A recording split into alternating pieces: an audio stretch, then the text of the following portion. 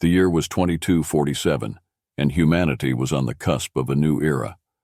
Advances in technology had propelled Earth into a golden age of exploration, with colonies on Mars and research stations in the far reaches of the solar system. Amidst this progress, a team of astrophysicists at the Deep Space Listening Array in the Atacama Desert detected a series of unusual signals. At first, the signals were dismissed as cosmic background noise or the remnants of a distant star's death throes. However, Dr. Elena Ramirez, a brilliant young scientist with a knack for pattern recognition, noticed something peculiar. The signals repeated in a complex, non-random sequence, indicating an intelligent origin. For weeks, Ramirez and her team worked tirelessly to decode the messages. The breakthrough came late one night when they realized the signals were mathematical, universal constants, and prime numbers. Excitement spread like wildfire through the scientific community.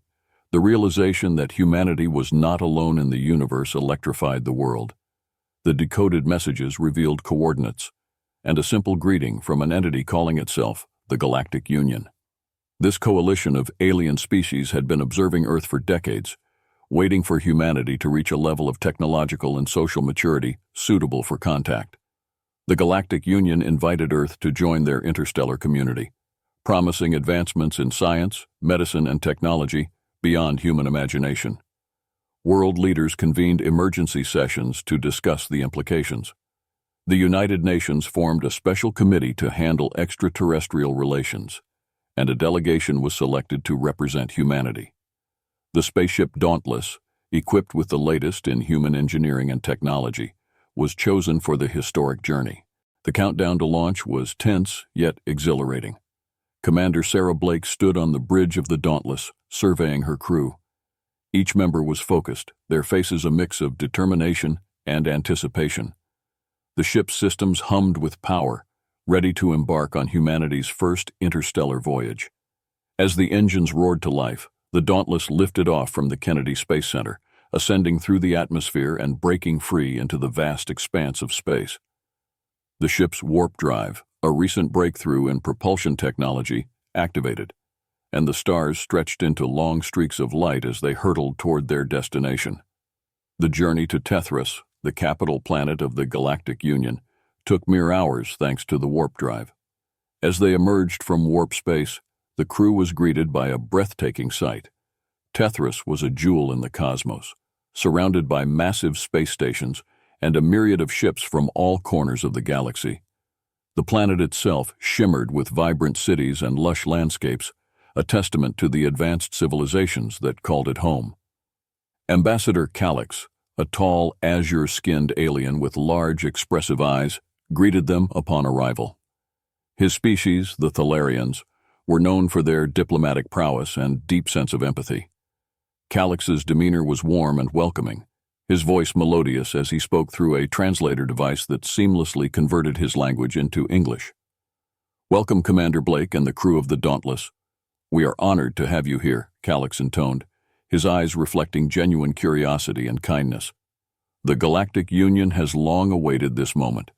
We believe that your people will bring unique strengths and perspectives to our community." Commander Blake and her team were escorted to a grand hall where representatives from various species gathered. The diversity was staggering. Creatures with scales, feathers, exoskeletons, and bioluminescent skin. Each species brought their own culture and history, creating a vibrant tapestry of interstellar cooperation. The initial meetings were a blend of formality and fascination. The humans presented gifts, artifacts from Earth's history, samples of terrestrial flora and fauna, and demonstrations of their technological achievements. In return, the aliens shared their own advancements and cultural treasures, offering a glimpse into the richness of their civilizations. Despite the warm welcome, underlying tensions were palpable. Some members of the Galactic Union were skeptical about humanity's potential for peace and cooperation. They had observed Earth's history of conflict and war, and concerns lingered about the humans' propensity for violence. To address these concerns, the Galactic Union proposed a series of trials to test humanity's resilience, adaptability, and compatibility with the broader community. Commander Blake agreed, understanding that these trials would be crucial in proving Earth's worthiness to join the Union. Ambassador Calix, the Thalarian diplomat who had initially greeted them, led the Dauntless into a docking bay of one of the primary space stations. The station itself was a marvel of engineering, with vast transparent domes offering panoramic views of the planet and the cosmos beyond. As the crew disembarked, they were welcomed by a delegation of alien dignitaries, each representing different member species of the Galactic Union. Among them was High Chancellor Lauren, a dignified figure with shimmering opalescent skin and a presence that commanded respect. He extended a hand, a universal gesture of greeting that the humans had shared in their initial communications. "Commander Blake, welcome to Tethras," Lauren said, his voice resonating with a musical quality. "We are eager to learn from you and to show you the wonders of our community." The humans were then led through a series of corridors that opened into a grand hall. The architecture was breathtaking, with structures that seemed to defy gravity, adorned with symbols and art from myriad cultures. It was a living testament to the cooperation and harmony that the Galactic Union espoused. Inside the hall, representatives from dozens of species had gathered. The humans felt the weight of their curiosity and scrutiny. There were beings with iridescent wings, others with eyes that glowed softly in the dim light, and some that moved with a fluid grace, their forms shifting subtly as they spoke. Commander Blake stepped forward to address the assembly. "We come in peace with open hearts and minds, eager to learn and to share what we know. Earth may be new to this interstellar community, but we believe that our strengths and experiences can contribute meaningfully to the Galactic Union." As she spoke, holographic displays activated around the hall, showcasing Earth's achievements, advancements in technology, medicine, and art, as well as the diversity and resilience of its people. The aliens watched intently, their expressions a mix of intrigue and cautious optimism. After the presentation, the human delegation mingled with the alien representatives, exchanging stories and knowledge. Despite the language barriers, which were overcome by sophisticated translation devices, genuine connections began to form. The humans were struck by the richness of the cultures they encountered and the vast array of perspectives on life and the universe. The initial sense of wonder and camaraderie from their arrival at Tethras quickly gave way to the complexities of interstellar politics. The humans found themselves navigating a web of diplomatic intricacies that rivaled anything they had encountered on Earth. The Galactic Council, the governing body of the Union, was a diverse assembly with representatives from each member species. It was here that humanity's fate would be debated and decided. Commander Blake and her team were ushered into the council chamber, an awe-inspiring hall with walls that seemed to pulse with a gentle, living light. At the center of the room was a circular table where the council members sat, their faces a mixture of curiosity, skepticism, and, in some cases, open hostility. High Chancellor Lauren presided over the proceedings, his presence lending an air of gravitas to the gathering.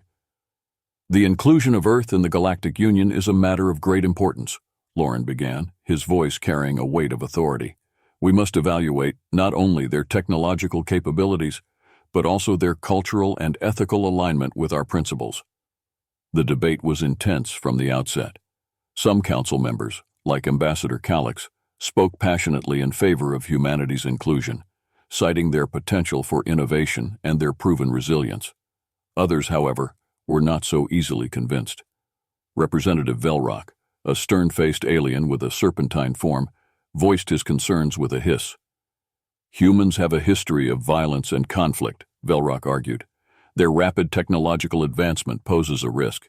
Can we trust a species that has only recently achieved interstellar travel to uphold the values of peace and cooperation that we hold dear?" The human delegation responded with examples of Earth's capacity for progress and unity, highlighting their achievements in overcoming adversity and their commitment to exploration and understanding.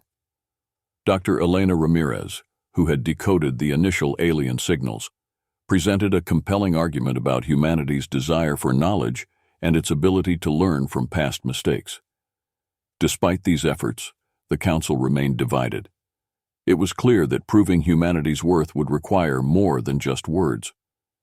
To this end, the Galactic Union proposed a series of trials designed to test the humans in various aspects: survival, diplomacy, and adaptability. These trials would take place in different environments, each chosen to challenge the humans' capabilities and to demonstrate their potential contributions to the Union. The announcement of the trials brought a mix of reactions from the human delegation. Some were eager to prove themselves, while others were apprehensive about the unknown challenges ahead. Commander Blake, however, remained resolute. She understood that these trials were necessary not only to earn the trust of the Galactic Union, but also to showcase the strengths that made humanity unique. The first trial took the human delegation to Varlan, a remote moon known for its extreme conditions. Varlan's surface was a frozen wasteland, its atmosphere thin and biting cold. The moon was chosen to test the humans' survival skills and their ability to adapt to harsh environments, a test that many alien species found daunting.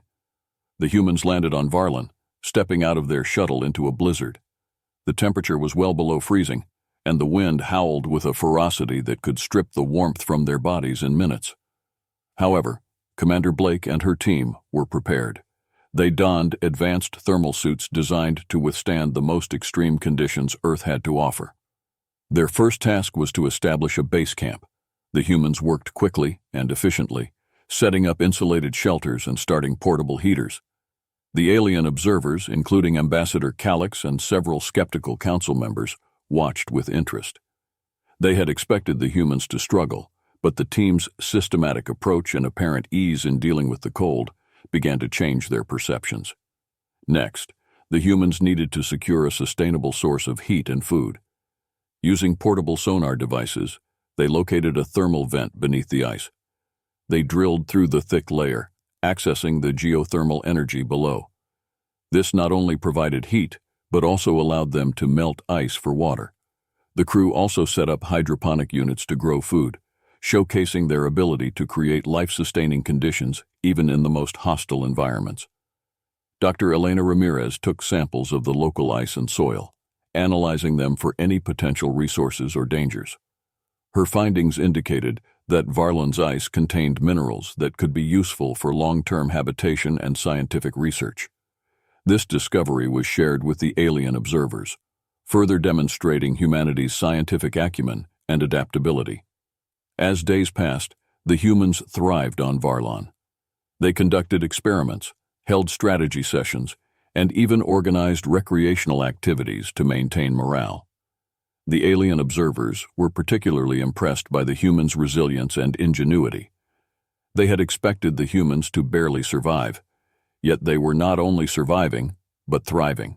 One evening, around a fire made from the heat of the thermal vent, Calix sat with Commander Blake and her team. "Your adaptability is remarkable," Calix remarked, his large eyes reflecting the flickering flames. "Many species would have faltered under these conditions. You've not only survived, but demonstrated resourcefulness and strength." "Thank you, Ambassador," Blake replied. "Survival in harsh conditions is part of our history. From the Arctic explorers to those who settled in the deserts and jungles, humanity has always found ways to adapt and overcome." The trials continued with a series of tasks designed to push the humans to their limits. They navigated treacherous ice fields, built communication arrays from limited resources, and even managed to establish a rudimentary weather monitoring station. Each task was completed with a level of competence and cooperation that impressed the alien observers. One particular challenge involved enduring a sudden, fierce storm that swept across Varlan. The temperature plummeted further, and the winds reached hurricane force. The humans hunkered down, reinforcing their shelters and rationing their supplies. Despite the severity of the storm, they remained calm and coordinated, their experience in dealing with Earth's extreme weather conditions evident in their actions.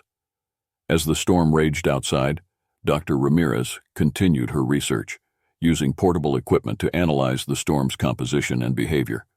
Her findings provided valuable data, not only for surviving on Varlan, but for understanding weather patterns on other planets and moons within the Union. The alien observers, sheltered with the humans, witnessed firsthand the resilience and determination that had allowed humanity to thrive on Earth. Their respect for the human delegation grew, and many began to reconsider their initial skepticism. When the storm finally subsided, the humans emerged from their shelters to find the landscape transformed into a crystalline wonderland. The trial had ended, and the results were clear. Humanity had not only passed, but had done so with a level of excellence that few had anticipated. Ambassador Calix, now a firm advocate for humanity's inclusion in the Galactic Union, addressed the Council upon their return to Tethras. The humans have demonstrated an extraordinary capacity for survival and adaptation, he proclaimed. Their resilience in the face of adversity and their innovative spirit make them a valuable addition to our community. The Council members, many of whom had been skeptical, now nodded in agreement. Humanity had proven itself capable of facing the unknown, surviving against the odds, and contributing meaningfully to the collective knowledge and strength of the Galactic Union. Commander Blake and her team quickly analyzed the data. The incoming ships bore the distinct markings of the Vorlocks, a militant species known for their hostility towards the Galactic Union. The Vorlocks had long opposed the inclusion of new members, viewing them as threats to their dominance. Their sudden appearance signaled an imminent attack on the human camp. The humans sprang into action, their military training kicking in. They fortified their positions, set up defensive perimeters, and readied their weapons. The alien observers, initially taken aback by the sudden shift from peace to conflict, soon joined the effort, recognizing the seriousness of the threat. The first wave of Vorlock fighters descended upon the camp, their sleek black ships firing plasma bolts. The humans, utilizing both their technology and strategic acumen, managed to hold them off. Portable energy shields deflected the initial barrage, and well-placed turret defenses returned fire with precision. As the battle raged, Commander Blake coordinated the defense with the expertise of a seasoned tactician. She directed her team with calm authority, ensuring that every move was calculated and effective. Dr. Ramirez, despite her scientific background, took up arms alongside the soldiers, demonstrating the unity and versatility of the human delegation. The Vorlocks, relentless in their assault, attempted to breach the human defenses with ground troops. They landed heavily armed soldiers who charged the camp with ferocity. The humans, however, were ready. Using their knowledge of the terrain and advanced combat techniques, they repelled the invaders, inflicting heavy casualties.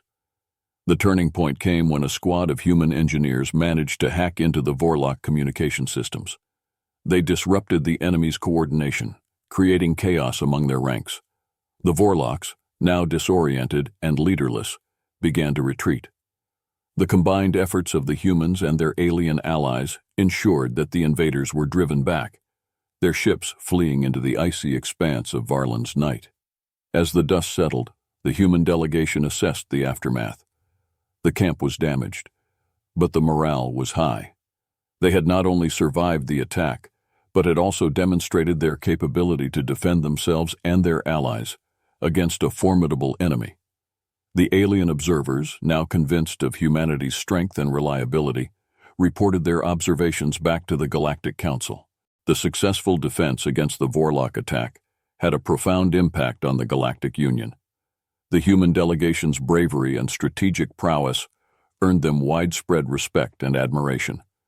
As word of their victory spread, representatives from various species approached the humans with offers of friendship and alliance. One of the first to extend a hand of camaraderie was General Thrax, a formidable warrior from the Zithar species. The Zithar were known for their martial prowess and valued strength and honor above all else. General Thrax, a towering figure with reptilian features and a fierce demeanor, greeted Commander Blake with a warrior's salute. "Commander Blake, your people fought with honor and tenacity," Thrax said, his voice a deep rumble. "The Zithar respect such qualities. I propose an alliance between our species. Together, we can ensure the safety and stability of the Galactic Union." Blake accepted the offer, recognizing the strategic advantage of having the Zithar as allies. The bond between the two species grew, strengthened by mutual respect and shared experiences on the battlefield. Another significant alliance was formed with the Quarans, a technologically advanced species known for their intellect and innovation. Dr. Larrick, a prominent Quaran scientist with a sleek, metallic appearance, was particularly impressed by Dr. Ramirez's quick thinking and technical skills during the battle. "Dr. Ramirez, your ingenuity during the Vorlock attack was remarkable," Larrick said, his voice modulated through a translator device. "The Quarans value intelligence and creativity. We would be honored to collaborate with your scientists and engineers." Ramirez, eager to learn from the Quaran's advanced technology, agreed to the collaboration. The exchange of knowledge and resources between Earth and Quora began, leading to significant advancements in both human and Quaran sciences. The newly formed alliances were not just limited to military and scientific collaboration. Cultural exchanges flourished as well. The humans introduced their new friends to Earth's diverse art, music, and cuisine, while learning about the rich traditions and histories of their alien counterparts. These interactions fostered a deeper understanding and appreciation of each other's cultures, solidifying the bonds of friendship. Ambassador Calix, observing the growing alliances and friendships, was pleased. "Humanity has shown remarkable resilience and adaptability," he noted in a report to the Galactic Council. "Their ability to forge strong alliances and integrate seamlessly into our community is a testament to their potential as a valuable member of the Union." The human delegation's success in both combat and diplomacy marked a turning point in their journey. They had proven their worth not just through survival and defense, but also through the meaningful connections they forged with other species. The trials had tested their capabilities and character, and they had emerged stronger and more united. With the trials on Varlan successfully completed, the human delegation returned to Tethras to present their case to the Galactic Council. The council chamber was a grand amphitheater, with seats arranged in a circular pattern, allowing representatives from all member species to observe and participate. At the center stood a podium where the humans would make their final presentation. High Chancellor Lauren called the session to order, his voice resonating through the chamber. "Today, we gather to evaluate the inclusion of Earth into the Galactic Union. The trials on Varlan have demonstrated the humans' resilience and capability, but now we must consider their potential contributions and alignment with our values." Commander Blake stepped forward, flanked by her team. She began by recounting the events on Varlan, emphasizing the humans' adaptability and resourcefulness. Dr. Ramirez detailed their scientific findings, highlighting how their discoveries could benefit the Union. Major Davis, the military liaison, spoke about the defensive strategies they had employed and the alliances they had formed. As the humans spoke, holographic displays around the chamber showcased images and data from Varlan, scenes of the camp, the defense against the Vorlocks, and the collaborative efforts with their alien allies. The presentation was met with attentive silence, punctuated by murmurs of approval from several council members. When the humans finished, the floor was opened for questions and comments. Representative Velrock, still skeptical, raised a clawed hand. "You have shown great resilience and ingenuity, but your history is fraught with conflict. How can we be sure that you will uphold the values of peace and cooperation that are central to the Galactic Union?" Blake addressed the concern directly. "Our past is indeed marked by conflict, but it is also a testament to our capacity for growth and change. We have learned from our history and strive to build a future based on mutual respect and collaboration. Our actions on Varlan, our willingness to learn and form alliances, demonstrate our commitment to these values." Ambassador Calix then spoke in support of the humans. "I have witnessed their resilience and adaptability firsthand. They possess a unique blend of strength and compassion, qualities that will enrich our community. The alliances they have forged with the Zithar and the Quarans are proof of their ability to integrate and contribute positively to the Union." The council members deliberated, their discussions lasting several hours. Finally, High Chancellor Lauren called for a vote. The decision was overwhelmingly in favor of humanity's inclusion, with only a few dissenting voices. The humans had proven themselves not only through their actions on Varlan, but also through their ability to inspire trust and cooperation. Lauren addressed the assembly. "By the authority of the Galactic Council, we welcome Earth into the Galactic Union. May this be the beginning of a prosperous and harmonious relationship. A faction within the Galactic Union, secretly allied with the Vorlocks, had been plotting to undermine humanity's integration.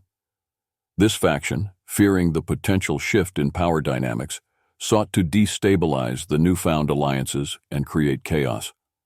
Their leader, a cunning and ruthless alien named Malgar, had orchestrated the Vorlock attack on Varlin as a test of humanity's resilience and as a means to sow distrust. Commander Blake received a discreet message from an informant within the Union, warning her of an imminent threat. The message detailed a plan to sabotage the Dauntless and implicate the humans in an act of aggression. Realizing the gravity of the situation, Blake convened an emergency meeting with her team and their closest allies.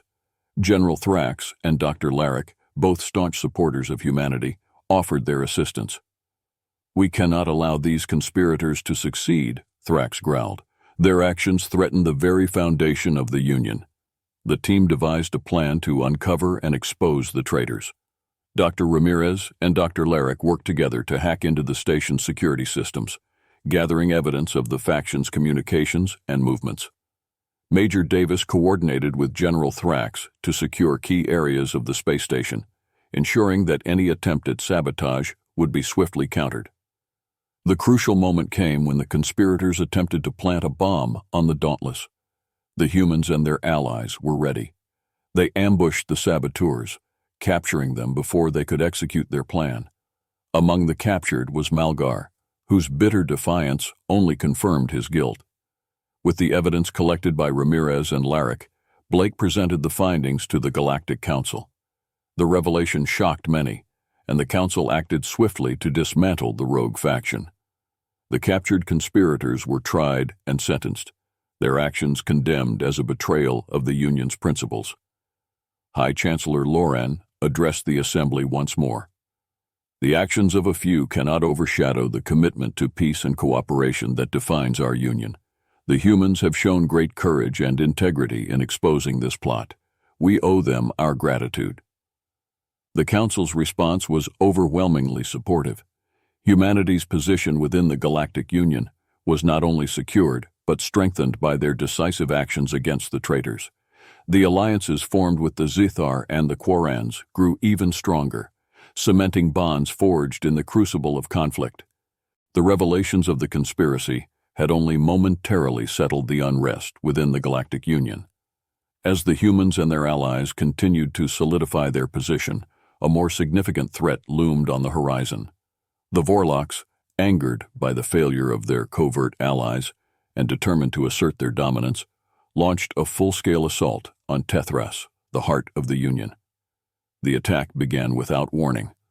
Vorlock warships emerged from hyperspace, darkening the skies above Tethras. Their assault was swift and brutal, targeting critical infrastructure and defense systems. The initial strikes caused widespread panic and chaos as the Union's forces scrambled to mount a defense. Commander Blake and her team, now seasoned by their previous encounters, immediately took action. The Dauntless, docked at a space station orbiting Tethras, was quickly prepped for battle.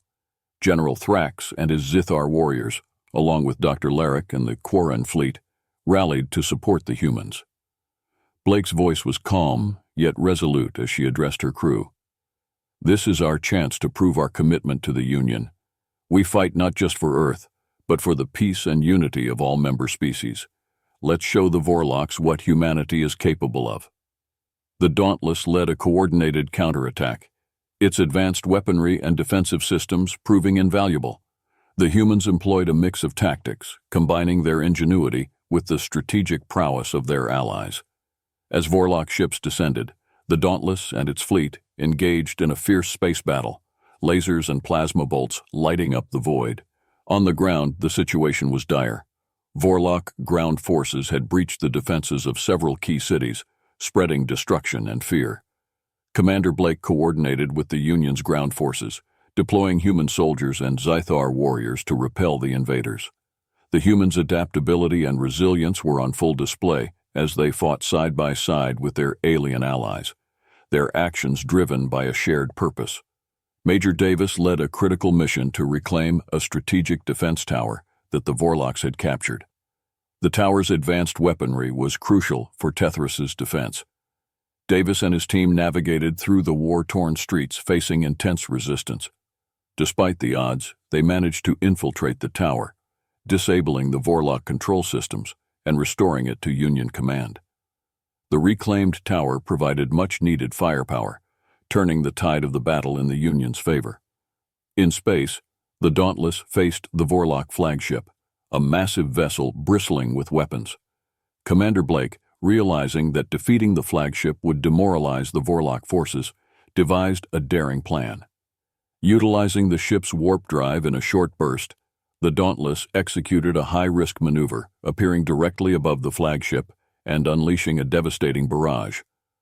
The flagship's shields faltered under the concentrated fire, and a well-placed missile strike from the Dauntless penetrated its hull, causing a catastrophic explosion. The destruction of the flagship marked the turning point. The remaining Vorlock ships, now leaderless and disorganized, began to retreat. The Union forces, galvanized by the victory, pursued them, ensuring they would not regroup for another assault. The aftermath of the battle brought a temporary calm, but the Vorlocks were not defeated yet. In a final act of desperation, they deployed a weather manipulation device hidden in the depths of Tethras's oceans, designed to plunge the planet into a catastrophic ice age. The device began to activate, and within hours, the temperature across Tethras started to drop precipitously. Ice storms and blizzards swept through cities, threatening to bring life on the planet to a standstill. Commander Blake and her team quickly realized the severity of the situation. The device's effects were felt almost immediately, with infrastructure failing and panic spreading among the population. The Union's emergency response teams were overwhelmed, and it became clear that disabling the device was the only way to save Tethras. Dr. Ramirez, utilizing the data gathered from their time on Varlin, identified the location of the weather manipulation device.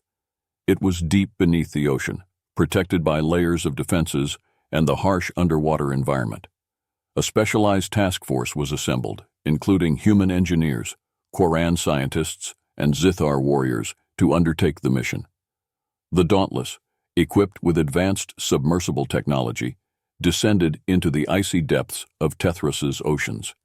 The journey was perilous, with the cold and pressure pushing the ship's systems to their limits. As they approached the device, they encountered automated defenses, torpedoes and drones programmed to protect the Vorlock's last weapon. The crew worked in tandem, with Dr. Ramirez guiding them through the technological defenses and General Thrax leading the charge against any physical threats. The coordination between the humans and their allies was seamless, each species bringing their strengths to bear on the challenge. Upon reaching the device, the team discovered that it was protected by a complex encryption system designed to prevent tampering. Dr. Larrick and Dr. Ramirez worked together, their combined expertise in human and alien technology allowing them to crack the encryption. The process was intense, requiring them to work quickly under immense pressure as the temperature continued to drop. Meanwhile, the rest of the team defended their position against relentless drone attacks. The Zithar warriors, with their formidable combat skills, held the line, while human engineers worked to keep the Dauntless operational in the extreme conditions. Finally, after what felt like an eternity, Ramirez and Larrick succeeded in disabling the device. The weather manipulation ceased, and the temperature gradually began to stabilize. The threat of an ice age was averted, and the planet started to thaw. The team returned to the surface, exhausted but triumphant. The successful mission to disable the weather device solidified humanity's reputation within the Galactic Union. They had not only defended Tethras from an external threat, but had also shown their ability to overcome environmental challenges, a testament to their resilience and ingenuity. High Chancellor Loran, addressing the Council and the populace of Tethras, praised the humans and their allies. Once again, the strength and unity of our diverse community have prevailed. The humans, through their courage and resourcefulness, have proven themselves indispensable members of the Galactic Union. The aftermath of the Vorlock crisis brought a period of reconstruction and reflection for the Galactic Union. With Tethras slowly recovering from the near-catastrophic freeze, the focus shifted to rebuilding and strengthening the bonds between member species. Humanity's role in the defense of Tethras and the subsequent disabling of the weather manipulation device had earned them immense respect and gratitude. As part of the rebuilding efforts, the human delegation was heavily involved in various projects across Tethras. Engineers and architects from Earth collaborated with their counterparts from other species to restore the damaged infrastructure. Their innovative approaches and willingness to learn from alien technologies led to the creation of structures that were stronger and more resilient than before. Commander Blake and her team became ambassadors of goodwill, traveling to different parts of Tethras to assist in the recovery efforts. They visited schools, hospitals, and community centers, sharing knowledge and offering help wherever it was needed. These interactions allowed them to form deeper connections with the inhabitants of Tethras, fostering a spirit of unity and mutual respect. One particularly significant project was the construction of a new interspecies research facility. Dr. Ramirez and Dr. Larrick spearheaded the initiative, bringing together scientists from across the Union to collaborate on advanced research in fields such as medicine, environmental science, and technology. The facility, aptly named the Unity Institute, became a symbol of the collective strength and intellectual diversity of the Galactic Union. During the opening ceremony of the Unity Institute, High Chancellor Lauren addressed the gathered dignitaries and citizens. This institute stands as a testament to what we can achieve when we work together. The collaboration between our species, exemplified by our human friends, shows that our diversity is our greatest strength. Together, we will push the boundaries of knowledge and ensure a brighter future for all. The cultural exchanges also flourished during this period. Humans introduced their alien allies to Earth's art, music, and cuisine, while learning about the rich traditions and customs of the other species. Festivals and events celebrating this newfound unity were held regularly, creating a vibrant, shared culture that transcended individual species. The Zythar, inspired by humanity's resilience and bravery, invited Commander Blake and her team to participate in their traditional warrior ceremonies. These events, filled with displays of martial prowess and storytelling, further solidified the bond between the humans and the Zythar warriors. General Thrax, in particular, formed a close friendship with Major Davis, their mutual respect and camaraderie a reflection of the broader alliance between their peoples. With Tethras on the path to recovery, the focus shifted towards the broader implications of humanity's integration into the Galactic Union. The success of the reconstruction efforts and the flourishing alliances had created a sense of optimism and renewal. The Galactic Council decided to hold a summit to discuss the future direction of the Union and to celebrate the unity that had emerged from the recent trials. Delegates from all member species gathered on Tethras, their numbers bolstered by new alliances and friendships forged during the crisis. The summit was held in a newly constructed conference center, a marvel of architecture that combined elements from the cultures of every species in the Union. The building itself was a symbol of the unity and cooperation that defined the Galactic Union. Commander Blake, now a respected figure across the galaxy, was invited to speak at the opening ceremony. We stand here today as a testament to what we can achieve when we embrace our differences and work together. The challenges we faced have only made us stronger, and the bonds we have formed will guide us towards a future of peace and prosperity. The summit included discussions on various topics, from defense strategies and scientific collaboration to cultural exchanges and environmental sustainability. Humanity's unique experiences and perspectives were highly valued, and their contributions to the discussions were met with appreciation and respect. One of the key outcomes of the summit was the establishment of the Interstellar Peace Corps, an initiative inspired by humanity's resilience and spirit of cooperation.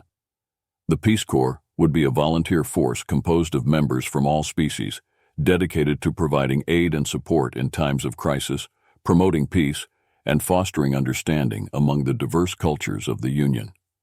Major Davis was appointed as one of the leaders of the Interstellar Peace Corps, his experience and leadership during the Vorlock crisis making him an ideal candidate.